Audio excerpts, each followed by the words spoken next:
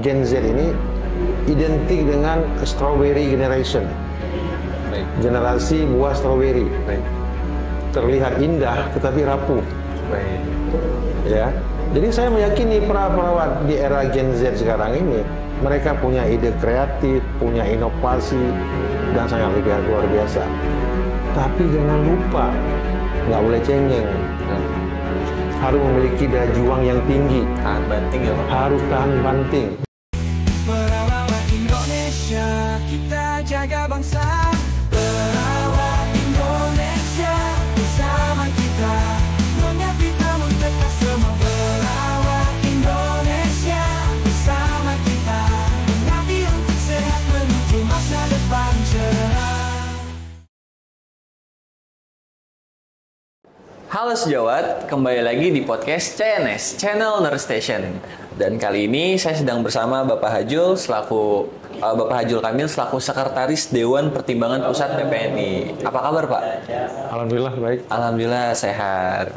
Bapaknya jauh-jauh datang ke sini untuk bisa juga berkesempatan untuk bisa podcast di CNS kayak gitu teman-teman. Oke Pak, ada beberapa pertanyaan terkait yang ingin saya tanyain nih Pak. Secara singkat lah Pak ya. Yang pertama Pak, apa sih Pak yang mendorong Bapak untuk memilih profesi keperawatan dan bagaimana awal perjalanan hingga Bapak mencapai posisi profesor? Silakan Pak. Iya, kalau ditanya bagaimana memilih, mungkin udah jalan hidup saya ya. Baik, Saya itu pertama lulus di universitas gitu. baik Pak. Di waktu yang sama juga saya ikut tes waktu itu di Akademi Keperawatan. Oh iya. Baik. Nah, saya ninggalin yang lulus di Universitas Syakuala, malah saya ngambilnya di Akademi Keperawatan. Baik. Nah, jadi dulu kan untuk S1 itu nanes nggak semudah sekarang. Betul. Nah, di tempat saya itu saya lulus SMA tahun 86, Baik. Akademi Keperawatan di Banda Aceh itu berdirinya tahun 85. Berarti saya angkatan kedua. Baik. Nah, dulu mudah ya, setelah lulus D3 itu nggak lama kita langsung pengangkatan pegawai negeri. Jadi saya diangkat pegawai negeri di Rumah Sakit Umum Dr. Zainal Abidin pemerintah Aceh. Nah, dalam perjalanan makanya saya bilang nggak mudah. Betul. Saya S1-nya harus ke UI. Betul. Karena yang ada pada saat itu di UI. Baik. Jadi bayangkan pada saat itu dengan transportasi yang terbatas, kita harus naik bus. Betul. Ya, 4 hari 3 malam baru nyampe demi perjuangan sekolah gitu. Kemudian lanjut S2 juga demikian. Ya. Jadi memang kalau ditanya memilih profesi ini, kalau saya mungkin udah pilihan saya ya, karena kenapa? Karena saya juga lulus di universitas, tapi waktu itu saya tidak lanjutin. Saya milih ke D3, kira-kira seperti itu. Sampai menyelesaikan S3 di UGM pada 2015. Baik. Nah, Pak, dalam perjalanan nih Pak, proses menuju Bapak menjadi seorang profesor seperti sekarang Pak, itu pasti kan banyak lika-liku nih Pak. Ada nggak sih Pak tantangan terbesar dan terberat yang Bapak hadapi selama proses pendidikan hingga meraih gelar profesor keperawatan? Silakan Pak. Ya, saya agak unik ya perjalanan hidup saya. Saya dari tahun 90 sampai 2004 itu di rumah sakit. Baik. Tapi karena S2 saya dibiayai oleh Universitas Syakuala untuk pengembangan sumber daya program studi ilmu keperawatan yang dibuka tahun 99 di Universitas Syakuala. Pembiayaan sekolah saya pada saat itu dibiayai oleh USK, Universitas Syakuala. Tantangannya adalah saya harus pindah dari pegawai pemerintah Aceh, pindah ke Kementerian Pendidikan Nasional, karena Universitas Syakuala itu di bawah Kemendikbud pada saat itu. Itu satu tantangan, karena harus izin direktur, harus izin gubernur, baru bisa pindah. Tapi harus melakukan, karena beasiswa saya untuk S2 itu dibiayai oleh universitas. Nah, uniknya fungsional dosen itu tidak bisa dikonversi dari fungsional perawat gitu. Jadi 14 tahun saya di rumah sakit PNS, pangkat saya sudah 3C, tapi fungsional dosen saya nggak bisa dikonversi kembali nol seperti dosen baru. Oke. Ya. Ya. Nah, jadi tantangannya berat. Masa kerja sudah 14 tahun, tapi jabatan fungsional dosen saya masih tenaga pengajar seperti dosen baru masuk. Oke. Nah, disitulah perjuangannya ya, dari mengajar, meneliti, pengabdian masyarakat, terus berlangsung dan seterusnya, ya sampai pada 1 Mei 2023 kemarin saya diangkat oleh Menteri Pendidikan Nasional dan Ristek menjadi guru besar gitu. Jadi kalau boleh saya bilang 2004 pindah ke Universitas Sekolah, sampai sekarang berarti masanya 20 tahun. 20 tahun. Dari memulai fungsional dari nol sampai menjadi guru 19 tahun ya 2023. 2023. Jadi guru besar gitu. Sedih gitu, masa kerja 14 tahun nggak bisa dihitung. Iya, betul. Di fungsional dosen karena fungsional saya pertama perawat gitu. Oke. Iya.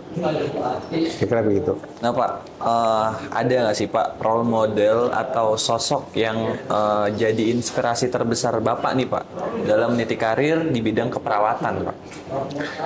Ya, saya sosok inspirasi itu adalah guru-guru saya. Oke. Guru-guru saya, baik guru-guru saya di institusi pendidikan maupun guru-guru saya yang di pelayanan. Jadi mau akademisi, mau praktisi, yang menurut saya punya pandangan yang luas, punya dedikasi yang tinggi, itu bagian dari inspirasi saya dalam mengembangkan diri tentunya. Ya, artinya perkembangan keperawatan ini kan baru terasa betul kan tahun 2000-an ke atas. Ya. Jadi udah banyak hal-hal yang bisa kita lihat, perkembangannya yang sangat signifikan. Ya. Jadi itu memacu motivasi bahwa ini nggak sampai di sini, artinya kita masih terus bisa meningkatkan diri. Ekspansi dari posisi. Iya, kira-kira seperti itu. Nah Pak, lantas Pak, bagaimana sih Pak perkembangan profesi keperawatan yang Anda amati selama bertahun-tahun? Terus baik dari segi pendidikan maupun praktek Pak? Kalau dari segi pendidikan 2000-an ke atas perkembangan kita signifikan. Signifikan. Tapi sebelumnya kita kalah dengan negara-negara ASEAN seperti Thailand atau Singapura ya, perkembangan kita ya. Mereka lebih pesat.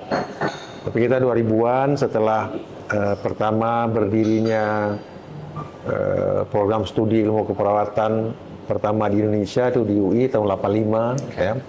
Terus berkembang kemudian sampai sekarang sudah ada jenjang doktoral baik di UI maupun di Airlangga. Saya kira ini sebuah perkembangan yang cukup baik ya, walaupun kita harus mengakui pendidikan keperawatan Indonesia mengalami masa-masa sulit yang sangat lama ya, sehingga untuk menanjak ke hal yang kita anggap sekarang sudah sangat baik, artinya sampai udah level program doktor.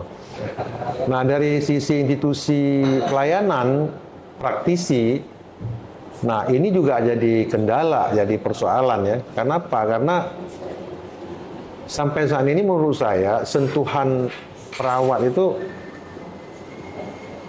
belum terasa ya bagi masyarakat ya. Jadi masyarakat masih perlu kita unjuk diri lagi bahwa ini loh perawat gitu, sehingga ketertarikan kepada profesi ini seperti profesi dokter dan sebagainya dari masyarakat itu kan menjadi lebih terasa ya. Jadi lebih kurang tersorot mungkin Pak ya. Bukan kurang tersorot ya, artinya ya kebutuhan masyarakat itu masih harus disosialisasi lagi gitu terkait dengan profesi pemahaman ya. Nah, ini juga perlu jadi bahan pertimbangan. Saya juga ingin menyoroti sedikit dengan kebijakan negara. Kita cukup banyak nurse spesialis, perawat nurse spesialis ya. Tapi kebanyakan mereka kan berada di institusi pendidikan. bukan di pelayanan ya. Betul. Nah, saya malah bercita-cita apakah kebijakan pusat atau daerah suatu saat nanti first line manajernya keperawatan itu misalnya disyaratkan minimal harus nurse spesialis. Nah, kenapa? Karena hal itu penting ya bagi pengembangan praktisi yang didukung oleh konsep akademik yang baik, gitu, yang tinggi. Bukan yang sekarang saya mengatakan tidak baik, bukan. Tapi memerlukan effort yang lebih terkait dengan para manajer-manajer atau saya menyebutnya first line manager ya. Ketua unit, kepala ruang rawat, itu memang harus perawat-perawat yang mumpuni, ya, yang memanage, memimpin stafnya untuk mencapai suatu kualitas pelayanan keperawatan yang betul-betul sesuai standar dan etika dan sesuai dengan harapan masyarakat. Ya, kadang-kadang kita kan bicara, ini kan sudah sesuai standar. Sesuai standar, oke. Tapi masyarakat mungkin sentuhan lain yang kita kadang-kadang tidak perhatikan. Ya, karena masyarakat ini kadang-kadang dia kan nggak paham standar atau tidak standar. Tapi ketika ada sentuhan-sentuhan yang lebih humanis, mungkin itu akan lebih baik. Gitu. Jadi kalau saya simpulkan bahwa dari aspek pendidikan itu lumayan signifikan, namun dari aspek pelayanan ini perlu usaha effort yang lebih sehingga kehadiran profesi perawat dalam pelayanan kesehatan mau di klinik, mau di komunitas, di rumah sakit dan sebagainya itu betul-betul menjadi kebutuhan dan dirasakan kehadirannya oleh baik klien, keluarga, kelompok maupun masyarakat. Saya kira seperti itu. Nah Pak, untuk peran utama seorang profesor keperawatan nih Pak, dan bagaimana Anda melihat pengaruhnya terhadap pengembangan profesi ini? Iya, kita saat ini alhamdulillah di 2024 ini hampir berapa ya? Hampir 30-an ya. Profesor keperawatan di Indonesia. Untuk Sumatera kami baru 4 orang. Nah, di Aceh itu baru 2. Ya. Dan itu semua keperawatan murni. Nah, sebenarnya kan profesor itu kan bukan gelar. Profesor itu adalah jabatan fungsional seseorang. Nah, kalau gelar kita ini kan paling tinggi kan S3, doktor. Sedangkan profesor itu bukan gelar, tapi itu adalah level fungsional tertinggi seorang dosen. Nah, untuk mencapai itu dia melaksanakan 4 hal: pendidikan, penelitian, pengabdian masyarakat, dan penunjang. Maka tercapailah pada posisi itu. Nah, pertanyaannya tadi, gimana kontribusi untuk pengembangan perawatan? Nah, banyak cara, misalnya seperti saya dan beberapa teman di Universitas Syakuala, walaupun kami di kampus, sejak 2015, kami ini adalah nurse konsultan yang diperbantukan ke rumah sakit Dr. Jana Abidin milik pemerintah Aceh. Sejak 2015 sampai sekarang. Nah, jadi kami tidak hanya di pendidikan tapi juga berkontribusi membantu manajemen maupun sistem asuhan yang ada di ruang rawat. Ada saya dari manajemen, ada nurse spesialis maternitas, nurse spesialis anak, ada nurse spesialis KMB 2 orang, intensive care dan medical bedah. Nah, itu salah satu strategi. Strategi yang lain sebagai personal dalam mengembangkan profesi ini, profesor itu kan sangat penting penelitian. Nah, kita berharap penelitian yang kita hasilkan itu tentu akan menjadi evidence based practice dan yang bisa diaplikasi. Makanya kita sangat tidak ingin penelitian setinggi langit, hasilnya publish di jurnal internasional bereputasi kuartil 1, tapi aplikasinya nggak bisa. Itu lebih nggak berguna daripada penelitian yang dihasilkan yang bisa langsung diaplikasi oleh teman-teman, terutama di praktik. Nah, jadi itu yang paling utama di samping tugas yang lain sebagai pendidik ya. Baik, Pak. Kemudian juga dalam hal pengabdian masyarakat. Jadi profesor ini sebenarnya diharapkan ide-ide ilmiahnya dalam logika kebenaran berpikir yang dapat dipertanggungjawabkan ya. Salah satu melalui sebuah metode, itulah metode yang disebut dengan riset. Nah ya, jadi riset-riset ini diharapkan bisa memberi kontribusi dalam pengembangan praktik keperawatan maupun pengembangan profesi kita, kira-kira seperti itu. Oke Pak, nah terkait dengan riset nih Pak, ada nggak sih Pak riset atau publikasi yang nomor 7 Pak, maaf. Ya. Riset atau publikasi yang paling membanggakan dalam karir Anda dan bagaimana riset tersebut berdampak pada dunia keperawatan? Saya ada riset dari banyak ya, tapi ada sebuah riset yang paling berbahagia bagi saya dan kontribusinya terhadap profesi, tidak hanya profesi perawat, tapi profesi kesehatan. Riset itu adalah penelitian unggulan yang saya laksanakan, riset tentang dokumentasi catatan perkembangan pasien dari perspektif para profesional pemberi asuhan. Riset ini kualitatif, bahwa di pelayanan di rumah sakit, di pelayanan di rumah sakit itu kan sekarang modelnya kan model MPP, manajemen pelayanan pasien, yang di dalamnya terdiri dari profesional pemberi asuhan. Ada dokter penanggung jawab pelayanan, ada perawat, ada apoteker, ada dietitian, ada fisioterapis dan sebagainya. Nah, kita ingin lihat pola yang dikembangkan ini gimana sih menurut perspektif mereka berkaitan dengan peningkatan kualitas pelayanan. Nah, penelitian ini berhasil kami publikasi pada Jurnal Internasional Berreputasi Kualitatif 1. Dan alhamdulillah pada tahun 2020 mendapat penghargaan dari Badan Riset Inovasi Nasional. Siap. Riset saya itu dianggap sebagai penghargaan kategori artikel ilmiah berkualitas tinggi bidang kesehatan dan obat. Luar biasa. Nah, itu penelitiannya 3 tahun karena dia penelitian unggulan itu biasa multi year. Dan ini bangga juga saya dapat penghargaan dari BRIN tahun 2020. Berkaitan tadi dengan pengembangan pendidikan dan pelayanan, juga saya ingin nyambung juga bahwa ini kan berkaitan juga dengan keterlibatan saya di organisasi profesi seperti PPNI ya, juga keterlibatan saya di Asosiasi Institusi Pendidikan Nas Indonesia. Itu juga salah satu upaya untuk bisa berkontribusi secara nasional.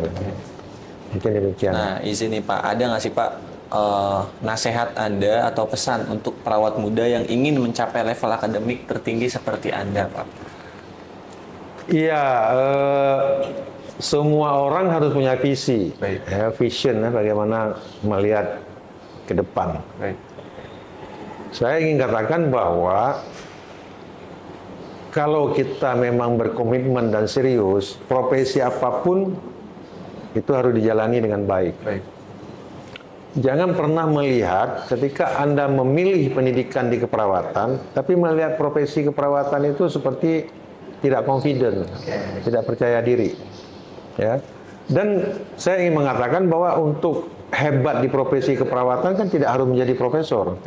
Nah, teman-teman praktisi di pelayanan kan agak sulit untuk mencapai itu, karena itu kan profesor gelar fungsional untuk dosen. Nah, macam-macam ya kehebatan perawat itu baik di pendidikan maupun di pelayanan berkaitan dengan prestasi. Namun saya ingin menyampaikan bahwa ini kan berbeda dengan generasi kami dulu. Ya, generasi sekarang kan generasi yang semua data mudah diakses. Ya kan, informasi dalam genggaman tangan. Tapi ada hal yang menarik dengan generasi Gen Z ini. Lagi banyak disorot nih. ya kan? Gen Z lagi banyak disorot nih. Prof. Renard Kasali mengatakan bahwa generasi sekarang Gen Z ini identik dengan strawberry generation, Baik. generasi buah strawberry, Baik. terlihat indah tetapi rapuh. Baik. Ya, jadi saya meyakini perawat di era Gen Z sekarang ini mereka punya ide kreatif, punya inovasi dan sangat luar biasa. Tapi jangan lupa, nggak boleh cengeng, Betul. harus memiliki daya juang yang tinggi, Tahan banting ya Pak. harus tahan banting, bangun lagi. Betul. Nah, ini yang sekarang dianggap kurang. Ya, dan Renald Kasali pernah bilang generasi Gen Z itu generasi sensitif, lekas marah, Oke. sakit hati, ya kan? Ya, betul. Nah, oleh sebab itu pesan saya nggak akan bisa menyamakan proses perjuangan kami seusia saya dulu dengan adik-adik saya di generasi sekarang. Suasananya berbeda. Betul. Tetapi saya ingin katakan bahwa untuk menjadi seseorang yang berkomitmen, yang berintegritas, ya kita memang harus berjuang untuk membentuk itu. Harus memang. Tidak mudah menyerah. Baik. Semua ide harus dikeluarkan dalam bentuk yang nyata. Ya, harus tahan banting, jatuh, bangun lagi. Ya, karena saya ingin menganulir juga pernyataan yang disampaikan tadi bahwa generasi sekarang generasi strawberry generation, tampak indah, tampak hebat, tetapi sebenarnya rapuh. Buktikan bahwa kita nggak rapuh gitu, bahwa kita mampu untuk memenuhi semua kebutuhan, keinginan dalam konteks baik pendidikan maupun di pelayanan kita lakukan gitu. Saya kira seperti itu. Nah, Pak, terakhir Pak, ada nggak sih Pak kalimat atau pesan atau motivasi untuk teman-teman perawat kita nih, sejawat perawat baik perawat-perawat muda untuk mereka bisa semangat? Ya, Baik, sini. Silakan. saya ingin menyampaikan kepada semua adik-adik yang telah memilih pendidikan dan profesi ini sebagai jalan hidup, bahwa profesi ini adalah profesi yang mulia. Dan ketika ini menjadi pilihan hidup, maka integritas, tanggung jawab, ya, itu harus betul-betul dijaga. Nah, apakah sampai di sini? Tidak. Anda bisa belajar apa yang sudah berkembang saat ini, baik secara nasional maupun global. Seperti apa perawat itu dibutuhkan. Nah, oleh sebab itu, saya ingin berpesan bahwa apapun yang kita lakukan, apapun yang kita yakini, saya ingin bilang bahwa impossible is nothing. Tidak ada yang tidak mungkin ketika Tuhan berkehendak. Tetapi kalau kalau saya sebagai orang Islam, kita sangat percaya dengan ikhtiar dan doa. Jadi harus berusaha lagi sampai apa yang kita cita-citakan dapat tercapai. Dan satu yang harus diingat, profesi perawat ini adalah profesi yang humanis. Kalau Anda tidak bisa melakukan itu, sebaiknya mundur dari sekarang. Artinya apa?